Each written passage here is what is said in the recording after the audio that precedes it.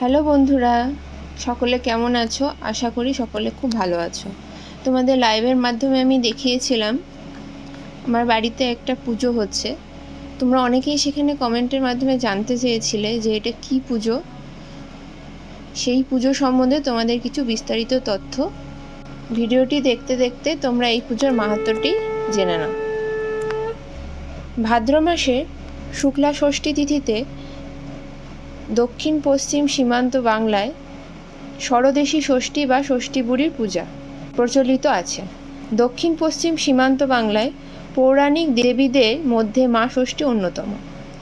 শিশুর কল্যাণার্থে মেদিনীপুর জেলার দক্ষিণ সীমান্ত অঞ্চলে এই দেবী পূজার্চনা লৌকিক আচারে পরিণত হয়েছে এবং বর্তমানেও দেবী ষষ্ঠীর আরাধনায় ব্রতী রয়েছেন সন্তান মঙ্গলকামী মায়েরা।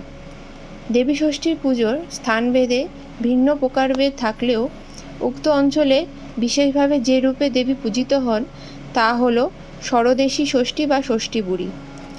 মেদিনীপুরে অন্যত্র অন্য রূপে দেবী পূজিতা হন তা হল মন্থন ষষ্ঠী, আতর ষষ্ঠী, কোণ ষষ্ঠী, ছত্র ষষ্ঠী, ঘাট ষষ্ঠী, জলষষ্ঠী প্রভৃতি।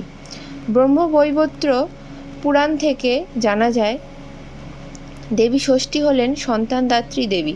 তিনি শিশুদের রোগের প্রকোপ থেকে রক্ষা করেন এবং সদ্যোজাতদের মঙ্গল করেন। উল্লেখিত বিভিন্ন ষষ্ঠী দেবীর পুজো বিভিন্ন সময় হয়ে থাকে। দক্ষিণ পশ্চিম সীমান্ত বাংলায় দাঁতন সহ সংলগ্ন বিস্তীর্ণ অঞ্চলে ষষ্ঠী পুজোটি পুকুরের পাড়ে বা কোনো জলাশয়ের পাড় সংলগ্ন বাড়ির উঠোনে হয়ে আসছে। ভাদ্র মাসের শুক্লা ও ষষ্ঠী তিথিতে এই পুজো হয়। পুকুরের পাড়ে অবস্থিত বেলগাছ, তুলসী তলায় বা মনসা গাছের তলায় এই পুজোর আয়োজন করেন বাড়ির মায়েরা। এই পুজোর জন্য প্রথমে বেছে নেওয়া হয় পুকুর বা গড়িয়া সংলগ্ন বেল বা সিজ বা বিশ্রী গাছ। তারপর তার তলা গোবর দিয়ে নিকানো হয় এবং সেখানে তৈরি করা হয় মাটির বেদি। সেই বেদির উপরে কাঁচা মাটি সহযোগে তৈরি করা হয় দেবী মূর্তি। সেই দেবী মূর্তির পদযুগল থেকে প্রসারিত এবং পায়ে হাতে পরানো হয় মাটির তৈরি অলঙ্কার। অনেকে সাময়িকভাবে সোনা রূপও পরিয়ে দেন মাকে। এরপর দেবীর পদযুগলের মাঝখানে মাটির তৈরি কাল্পনিক শিশু প্রতিস্থাপন করা হয়। বিশ্বাস করা হয় ষষ্ঠী দেবী হলেন মা আর সেই মাটির পিণ্ডগুলি সংসারের সমস্ত সন্তান। এই পুজোতে যে সমস্ত সামগ্রী দেওয়া হয় তার মধ্যে মথনী প্রধান। এই মথনী বা মন্থন দ্বন্দ্ব হলো আসলে নানান বৃক্ষ শাখা। একটা বাঁশের সরু ডাল কাটা হয়, তাতে বাঁধা হয় তালপাতা, বাঁশপাতা, কচুপাতা, কেয়া পাতা প্রভৃতি। এই পুজোতে দেবী ষষ্ঠীর প্রতিমা তৈরি হলে চোখ হিসাবে ছোট ছোট মার্বেল ব্যবহার করেন মায়েরা। মথনীটিকে দেবীর পাশে দাঁড় করিয়ে রাখা হয়। অনেকে মথনীর মাথায় শসা বা ওই জাতীয় ফল গেঁথে রাখেন।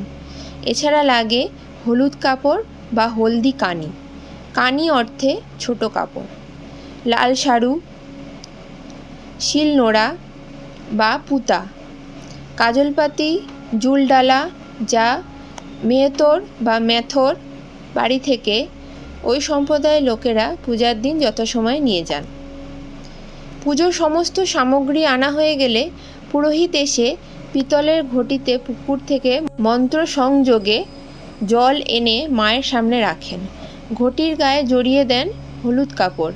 এরপর আম গাছের শাখা ডুবিয়ে সিন্দুর, পিঠালো বা চাল বাটার মিশ্রণ এবং হলুদ বাটার একত্রে ছিটিয়ে ষষ্ঠী বুড়িকে কাপড় পরিয়ে পুজো শুরু করেন। শঙ্খ কাসরে ধূপে ধুনায় ভরে ওঠে গৃহস্থের উঠোন। এরপর প্রথমেই মথনীর উপর দুধ ও জল ঢালেন এবং মায়ের কাছে রাখেন কেয়া গাছ, তাল পাতা, হলুদ পাতা, ধান গাছ, আম পাতা, জুলডালা সহ বিভিন্ন তরিতরকারি, কষি বা একেবারে ছোট্ট অবস্থায় সবজি যেমন ঝিঙা বা তরি, আতা, পেয়ারা, কষি ইত্যাদি।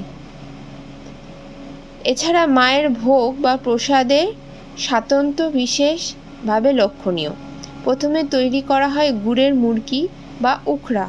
সেই উখড়া রাখা হয় নতুন বাসন তৈরি ডালাতে বা পিতলের বাসনে। ভাজা হয় চাল ভাজা বা করকরাও বলা হয়। তৈরি করা হয় আট করকরা, যা হলো বিভিন্ন শস্য যেমন মুগ, বিরি, অড়হর, ছোলা, মটর, ভুট্টা, তিল, কালো সরিষা ইত্যাদি সমূহে একত্রে ভাজা। এই ভাজাটি তৈরি করেন বাড়ির বয়স্কা কোনো মহিলা, যিনি সারাদিন উপবাসে থাকেন। নতুন বস্ত্র পরিধান করে মাটির পাত্রে গরম বালিতে ভেজে নেন এই শস্যসমূহ।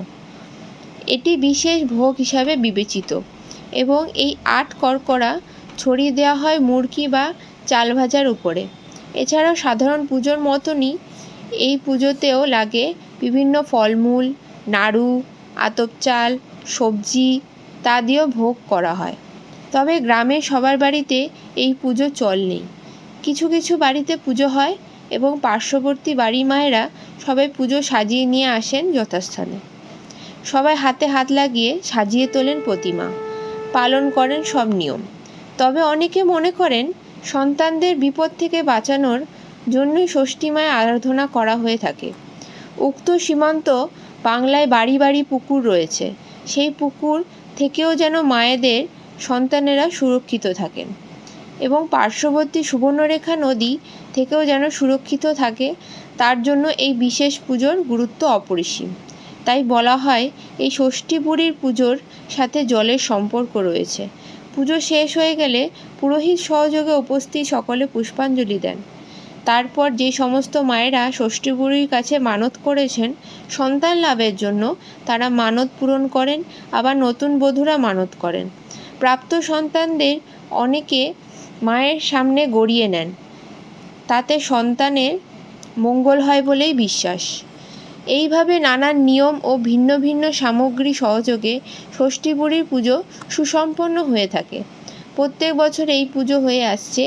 এই পুজো সমগ্র জাতির মানুষই করে আসছেন কালের নিয়মে। ষষ্ঠী ঠাকুরকে সবাই বুড়ি কেন বলে? তার উত্তরে অনেক বৃদ্ধারা বলেছেন, মা ষষ্ঠী হলেন আমাদের পরিবারের দেবী, অত্যন্ত কাছে, মাতৃ স্নেহদাত্রী, সন্তান রক্ষক দেবী। তিনি যেন যুগ যুগান্তর ধরে সমগ্র অঞ্চলে সন্তানদের রক্ষা করে আসছেন। গল্পটি কেমন লাগলো অবশ্যই জানাতে ভুলো না। ভিডিওটি ভালো লাগলে চ্যানেলটা সাবস্ক্রাইব করতে একদম ভুলবে না। চ্যানেলের পাশে সবসময় থাকবে। Thank you for watching.